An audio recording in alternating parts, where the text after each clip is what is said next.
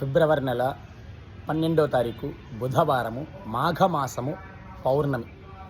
మాఘ పౌర్ణమి అంటారు. చాలా అంటే చాలా విశేషమైనటువంటి రోజు. ఆ రోజు నదీ స్నానాలు కానీ సముద్ర స్నానాలు కానీ చేయడానికి అత్యంత విశేషమైనటువంటి రోజు ఈ మాఘ పౌర్ణమి.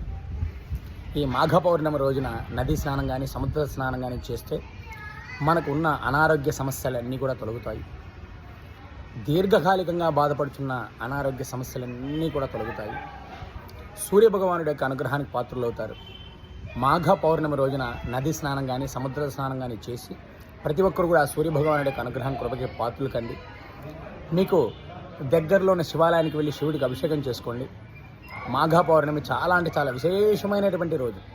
శివుడిని కనుక అభిషేకం చేసుకుంటే ఆ రోజు మనకున్న అనారోగ్య సమస్యలు, మనకున్న ఆర్థిక బాధలు, మనకున్న ఆర్థిక బాధలు, అనారోగ్య సమస్యలు ఇవన్నీ కూడా తొలగుతాయి.